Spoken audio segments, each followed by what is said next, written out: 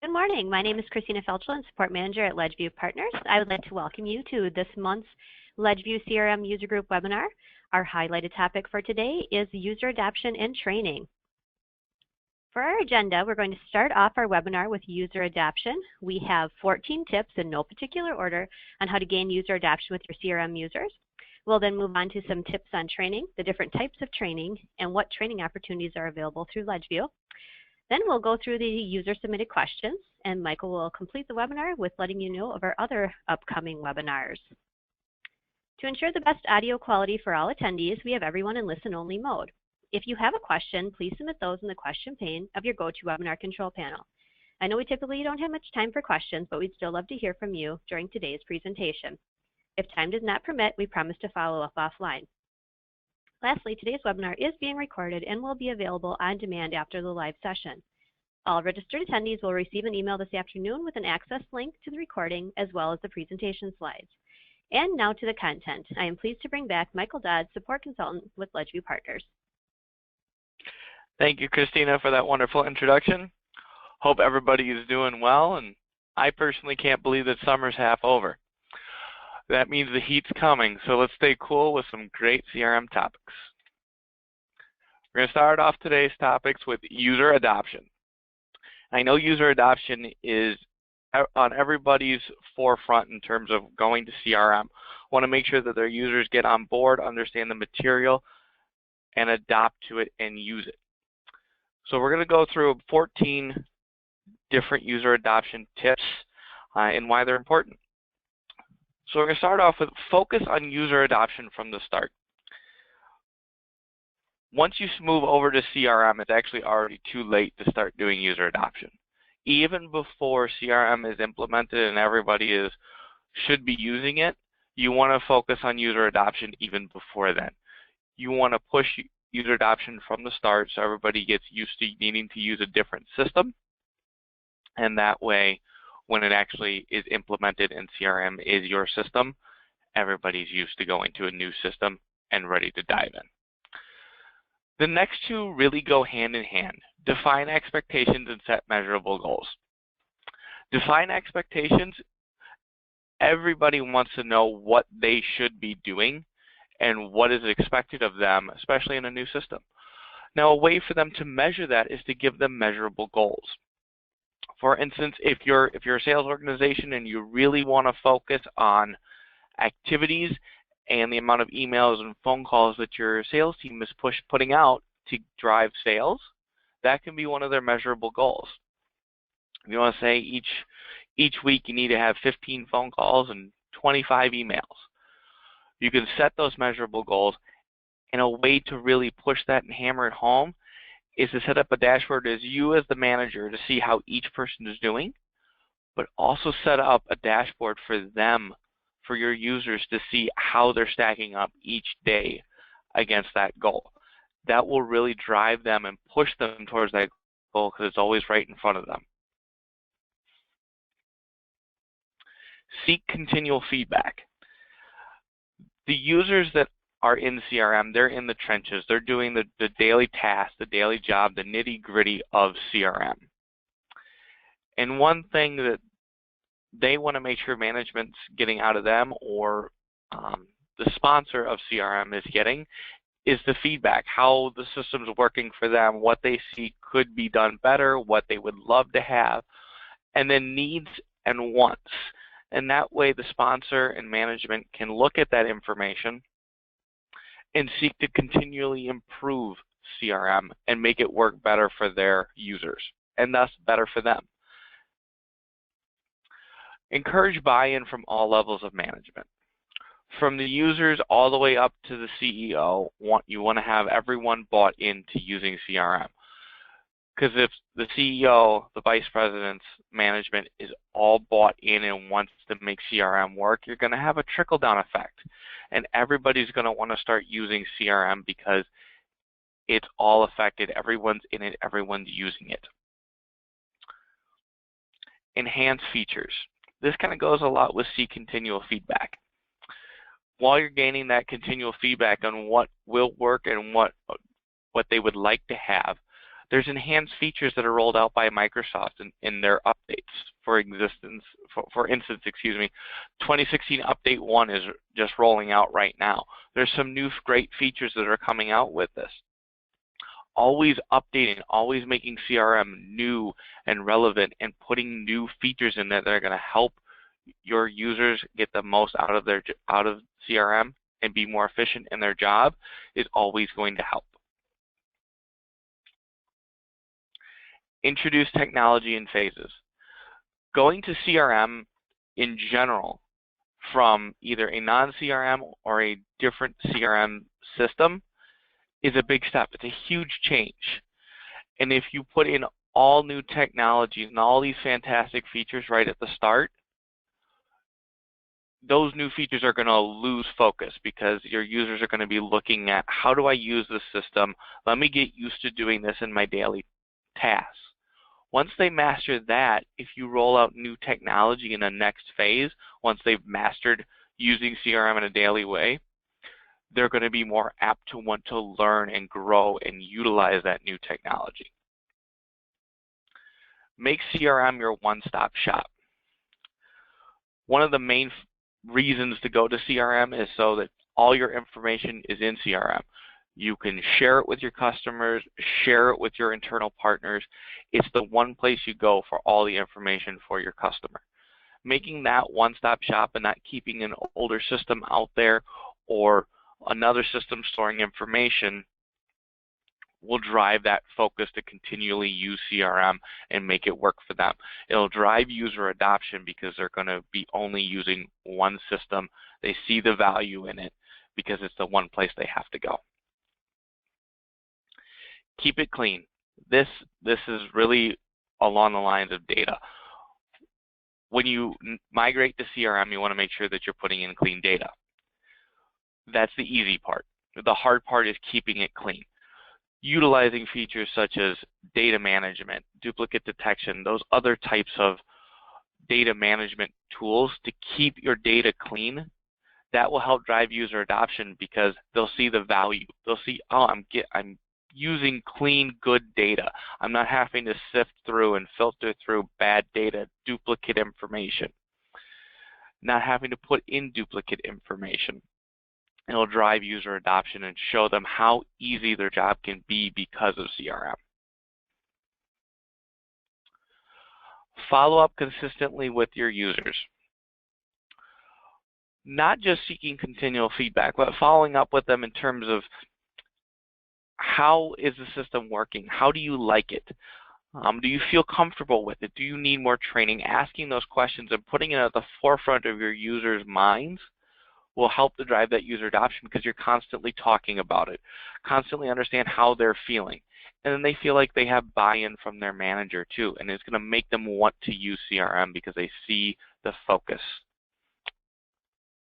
And also putting that in a meeting, in your sales meeting, your team meetings. Just taking 5-10 minutes to talk about CRM and how everybody's using it and getting tips and best practices out of it as well can come out of those team meetings and talking about them. Going mobile. Our world today is very, very mobile. We're all on the go, we're all moving, but we all want to get our work done too while we're on the go and moving. So going mobile is a huge thing, especially when you have users that are out on the road. If you have people that are selling on the road, one big thing for them is that they're going to be wanting to look at the information about the customer before going in to a sales call with them. They can look at the data, understand exactly what they need, and it's fresh in their minds when they go into their sales meeting. Then right after that sales meeting, they can update CRM with the pertinent information from the sales call. They can even show how technologically savvy your company is by showing the customer in there how connected you are with your home base, even on the road. Refine and reward. We've all heard of the carrot and stick methodology. Carrots is always a good way to go, and rewarding your users for utilizing the system is a really great way to get buy-in the beginning. For instance, you can run a competition to see how many people get activities, the most amount of activities in a week, the most notes logged in the system, things that they need to do on a daily basis, setting competitions or goals, and if you hit those goals, you receive a reward. That's a way to really drive home using it at the beginning where the user adoption is hardest right at the beginning because they're so used to doing something else and now they're moving to a new system. User adoption is never complete. You could be using CRM for 10 years. You have great buy-in from all levels of management. Your users are utilizing the system and everything's going great. That's most likely has occurred because you've been pushing user adoption.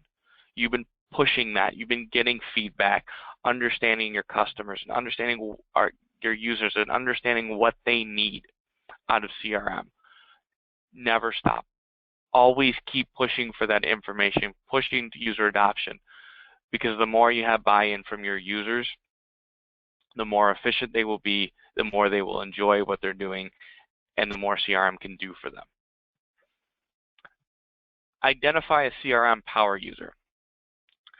If you have someone on your sales team who's really good at adapting to change or adapting to new technology, or is just a rock star in your team, you can identify them as a CRM power user, and that way other users in that same position can talk to them and learn different tips and different ways they're using CRM, or if they simply have a question how it's working. That power user understands the company, understands the position better than anyone else will in an outside group. And that way they can talk to them, bounce ideas off them, and it'll really drive that user adoption because they're seeing somebody in their own team use it and use it well. As you can see, I'm very passionate about CRM and about user adoption. And you can follow all of those 14 tips. You can do everything you can to drive user adoption.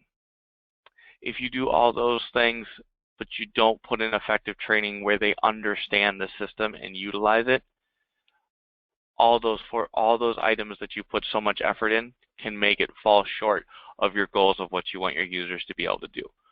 Training, as we've seen here at Ledgeview Partners, is one of the biggest key contributors to user adoption and success within CRM. So just don't shortchange on training.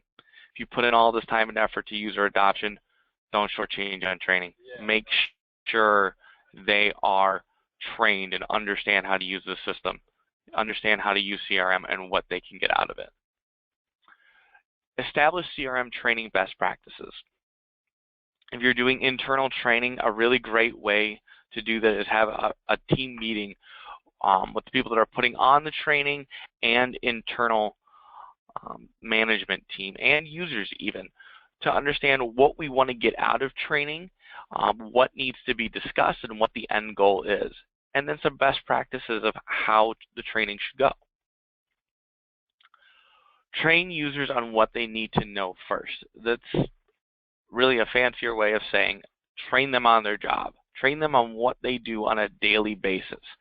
That way, once they know what they do on a daily basis and how CRM affects them, you can bring up cross-functional areas where what they do affects another user within CRM, their position, how it cross-functions back to them, and how they intertwine. Any integration pieces, any third-party information being pulled into CRM, understand how that integration affects their job. That way they know all parts of CRM and how their work affects others. Always allow enough time to train. Always go over on training in terms of the amount of time you budget. You want to make sure you're never rushed at the end to go through some of the more intricate portions of CRM or the more detail-oriented portions of CRM. And questions.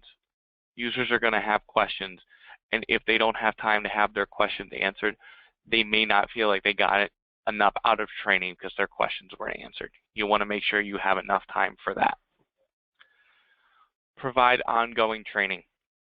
No matter how good your initial rollout training was, people do forget things. If they're not using it on a daily basis, they may forget how to use certain features, or they move in their role, or they want to learn more. So always providing that ongoing training will help drive their ambition to utilize CRM better and do better at their position, and it'll also help them as they move in the company and move up in the company. Lunch and learns. I see a lot of people that love to learn different things, and people love food, me especially. If you combine learning and food, it's going to really drive attention. You can take a team sharing effort, make it a fun atmosphere, and they can really learn more about CRM. It's a great way to teach people in a fun atmosphere. New hire onboarding training. As you have different employees come on board, you can do new hire trainings. You can have a training session, a general training session for your users and record that, and that can be utilized as your onboarding training for CRM. But make sure your new hires know how to use CRM.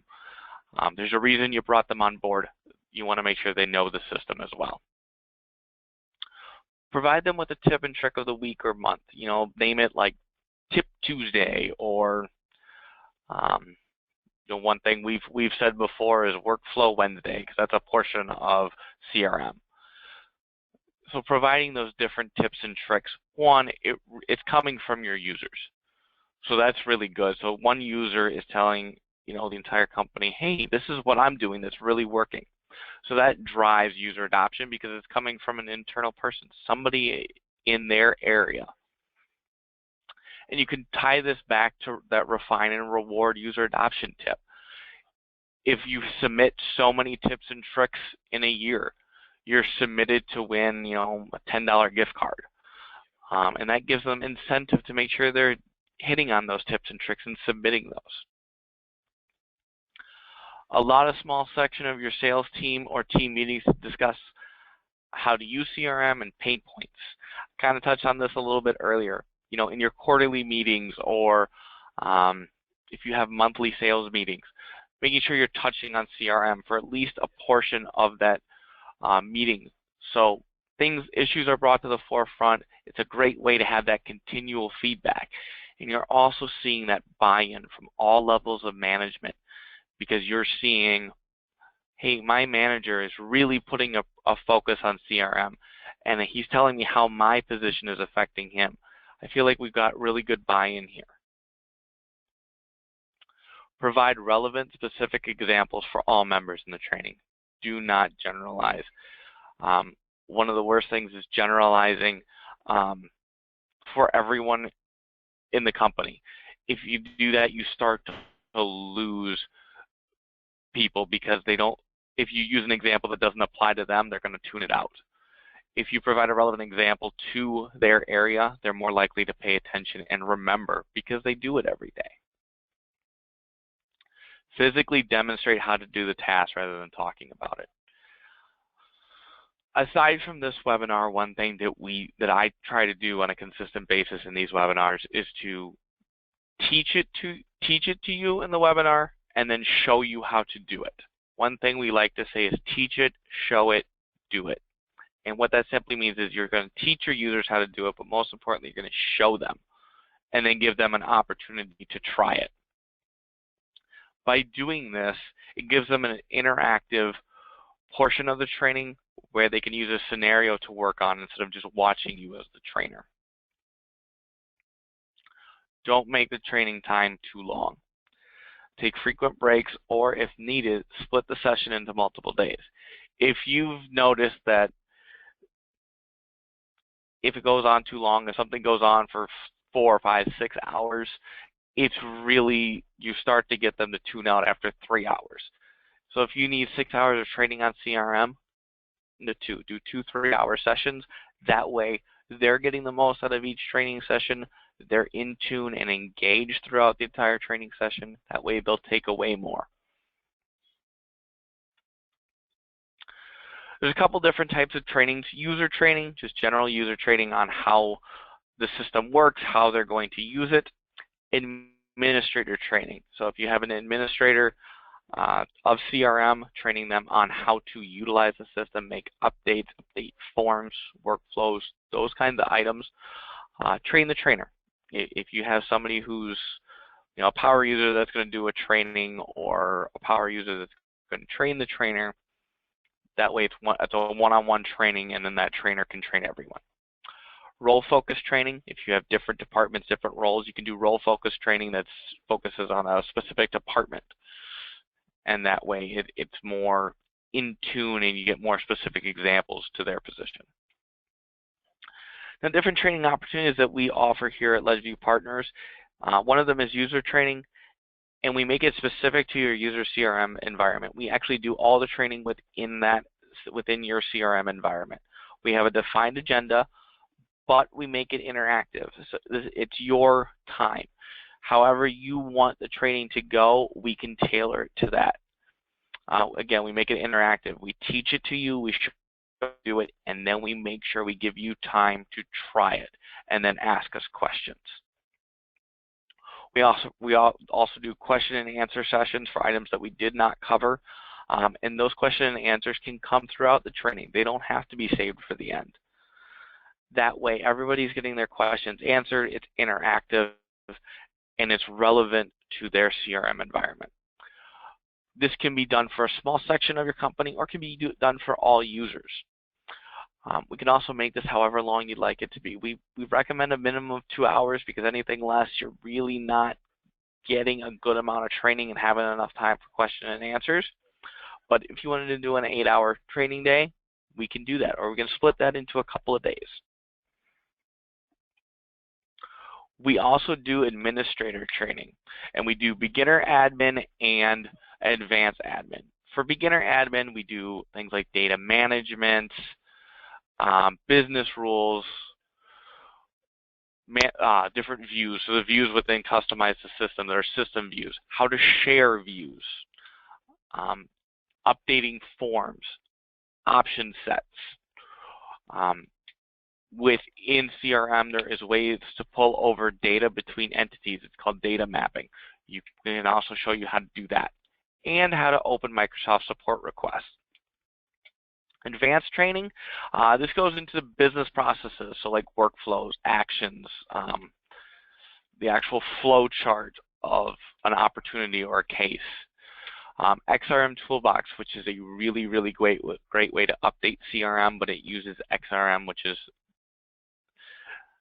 a more unique bulk way of updating CRM. It's a great toolbox. Activity feeds, there's an activity feed section right in each account in each area. There's also a what's new section, show you all those kind of items. System settings, we also go through, and actually we do that in beginner admin. Apologize, I meant to touch on that one.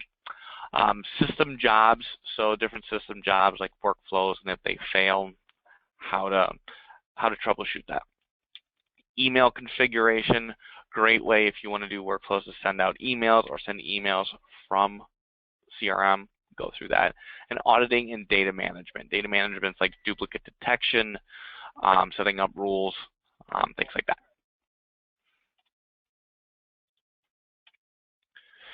That is all we have for user adoption and training, so I'm going to go into our user submitted questions. Our first question is, when exporting activities from the account view screen or the reports wizard, the email activity description field fills up with HTML instead of the text. How do I fix this? The best way to export the description field for email activity without any customization is to actually create an advanced find for the email messages section, which is an email activity. It's just called email messages with an advanced find. You can pull it for all of them, or you can create a filter for only email messages associated to a specific account. I recommend including the description field, because that way you'll actually get the body of the email, because that's what the description is. Include the regarding field, that way you can see who the email was set to track under. whether it's a contact, an opportunity, an account, then you can export that to Excel and do some further filtering if needed. If you're having a specific issue even when doing this and you're still getting HTML, please contact Ledgeview Partner Support, and under your ad hoc support agreement, we would be happy to look into this further.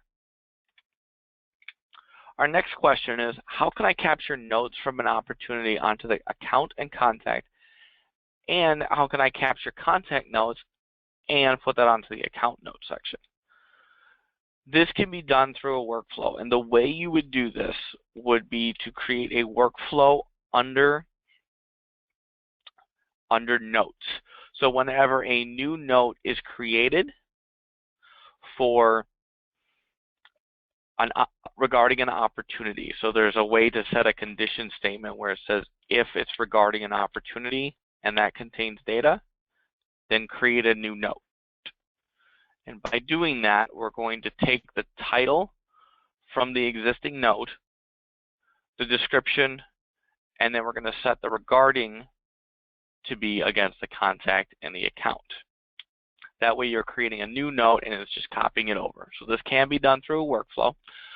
However, any attachments on the notes, this would require a customization project to complete. It can be done, but it will require some customization work. And any updates to the original note would not update the new notes created. The reason for that is that the notes field is actually really locked down. So an option that I would actually recommend if you want to be able to update the notes, instead of doing this workflow, is completely creating a new entity for notes. And we can create lookup fields that associate that note to the various entities that you'd like it to. So that's definitely something that support can help you with. Another option is utilizing activities instead of notes. You can utilize a task activity to keep track of note information. And then when you say regard that to an opportunity, it's actually going to flow up into the contact and into the account, because the contact is a parent of the opportunity and the account is a parent of the opportunity. Same thing with account being a parent of a contact. So you can see those activities and see those notes without any without any customization or configuration needing to be done. Our next question is, when you select to track a message in Outlook, do all subsequent received and sent email messages from within that conversation also get tracked, or is it a manual process where you select to track each message individually? That is a fantastic question. The first step to do that is to configure the AutoTrack feature. There's a lot of different sections to do this in, and some of it, if you're using the Outlook client, there's the diagnostic section that you would want to set this up to be done in, and there's also some system settings that you would want to enable as well. Now, once you have this configured, please know that you only have to do that configuration if it's a server-side synchronization email configuration. If you're using email router, you're going to have to set up a forward email box, because they can only be done for AutoTrack through a forward mailbox. This feature does only work 80 to 90% of the time in a perfect environment. So there are times where even if everything is set up correctly, it will not automatically track subsequent messages. If you do decide to go down the route of AutoTrack, a way to make it function the best that it can is to turn on Smart Matching and Tracking Token. Tracking Token puts a little, I believe it's a 4 or 5 digit number at the end of your subject line, and that will be visible, but that helps it track and do auto tracking. Our recommendation here at Ledgeview Partners is to always manually track your emails, and the best way to do it, instead of having to track manually each one, if you're having a conversation with a customer throughout the day, track that last email that was either sent or received. That way, that email is going to have all the chains of emails within that email. As you can see in Outlook, when you scroll down, you can see all the previous emails. Same thing when you track it. It's going to track and then track all the emails in that. And it's going to be under one single email in CRM. Our next question is, how do I set up a user dashboard for a team member in sales? This is a great question. I recommend creating one single dashboard that can be utilized by each salesperson. Now, I know that kind of makes it sound like this is not going to be unique and it's going to be very generic. We're actually going to be able to make this unique to each salesperson by utilizing what's called the owner equals current user filter. So, for example, if you're in a lead and you want to know all the leads that I created in the last 7 days, you only have to create one view. And that view will be leads created in the last 7 days where the owner equals current user. So whoever logged in in CRM and is going to that filter or going to that view, they're going to see their own. So if I go in, I'm going to see mine. If Tyler goes in, he's going to see his. Christina goes in, she's going to see hers. So regardless of the information included in the dashboard, you can utilize one dashboard for the entire team. Then you're going to want to create those views like I talked about and any charts that you would like to create. And then you create a system dashboard from the customization section and customize the system and settings. Then you will have your new dashboard. You will not need to share, and it will be unique to every person that accesses it. Our next question is, what will I need to do to prepare my users for the 2016 upgrade? I have not accepted it yet because I'm not sure what effect it will have with users running on Windows 7 Ultimate Operating System and Outlook 2010. That's a great question, and to put your mind at ease, Dynamics 2016, the upgrade is compatible with both a Windows 7, and this is Windows 7 regular, or the Ultimate OS, as long as it has Service Pack 1, and Office 2010 it's compatible with, as long as you're in cache exchange mode. If you utilize the Outlook client must be CRM 2015 or newer. If you're using the 2013 Outlook client, it is not compatible and you are going to get an error message when you go to access it after your upgrade. So make sure you're on 2015 or newer. Our next question is, we have a lot of duplicates and it seems when you enter a screen, it says there is one and you can't save it. Yet we have so many that are saved, I'm not sure how this is happening. You do receive an error message when you create a duplicate. As you can see here on the right, it says duplicates detected. However, at the bottom, there should be a save button on the bottom, as you can see boxed in red. So it will allow you to bypass this because it's going off your duplicate detection rules, but it does give you the option to bypass because there are times when it is necessary. If you are doing an import, the duplicate records that are based on your duplicate detection rules will fail, and it will notify you that a duplicate was detected. The duplicates that are currently in the system, these could have been created prior to duplicate detection rules being published. If they're in the system but not published, they're not going to cause an error to trigger. To mitigate or remove or merge these records, I recommend utilizing the duplicate detection jobs. Then you can select the duplicates and you can merge them into each other. That way there's only going to be one and the other one's going to be made inactive. You can utilize bulk record deletion to delete records, and bulk record deletion utilizes the same logic and filtering as an advanced find. I, however, highly recommend merging records because if there's any additional information in one of the duplicates, by merging them, you're going to receive all information, and it's also always in the system. If you delete it, it's gone. Once you delete a record, anything related to it, any child records are gone. Our last question is regarding the marketing feature Act-On. Do you have suggestions for best practices when using Act-On with Dynamic CRM? In particular, at what point should we consider moving soft or suspect leads into Dynamic CRM? Our RSMs use CRM more or less like an address book, and we didn't just want to flood the system with top of funnel, so lower quality leads.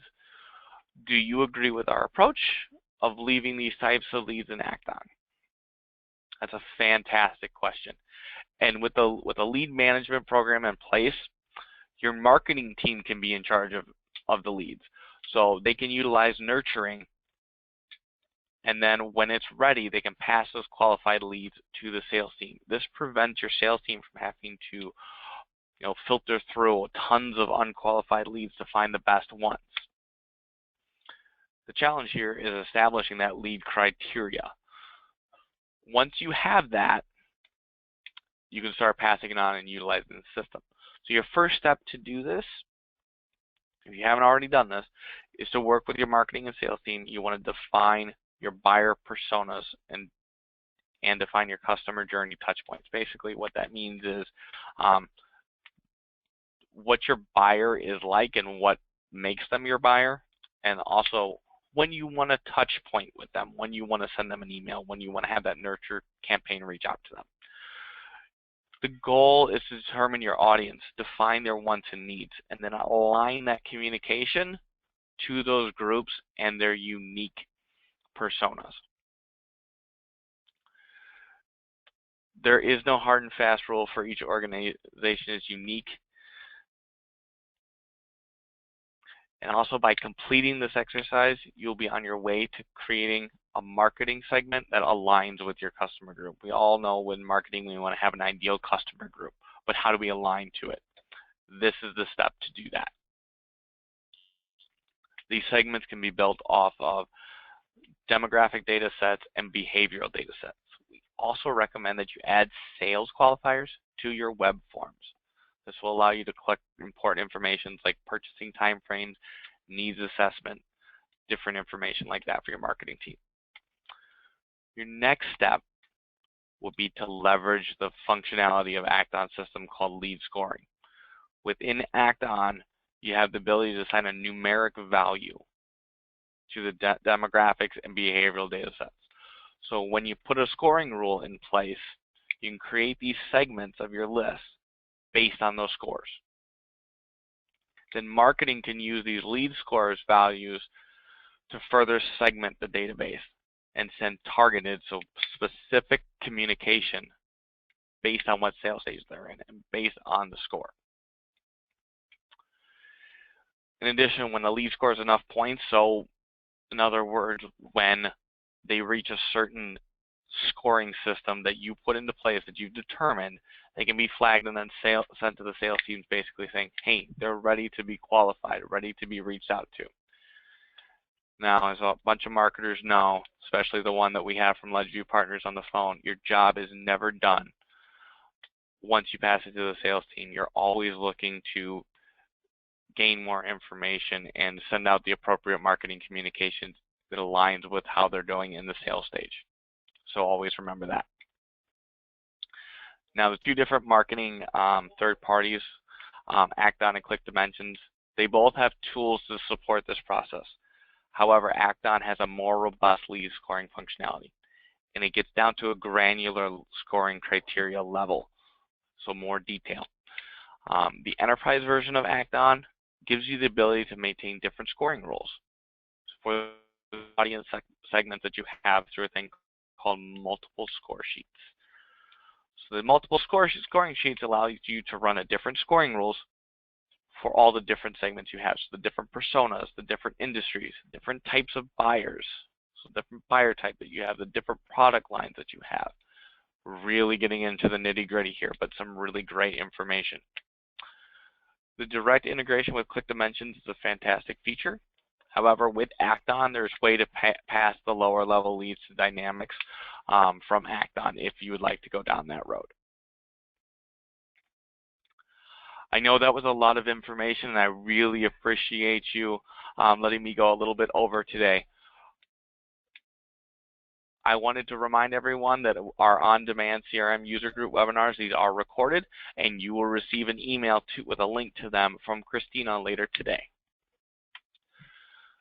As always, our support consultant team is here to help with any questions or concerns that you have. Simply call into our phone number at 920-560-6888 or reach us by email at crmsupport@ledgeviewpartners.com. We're here Monday through Friday, 8 to 5 p.m. Central. As you can see, that's me on the left, and then we have Tyler, Taylor, and Josh. Our upcoming webinars, I'm really excited for next month's webinar. I know you hear me say this a lot about being excited about topics, but this is a really good one, and we touched on it a little bit today, is data management, and that includes duplicate detection and imports. And that's going to be held on Tuesday, August 16th. And another upcoming webinar we have is automating field service through work orders and mobile.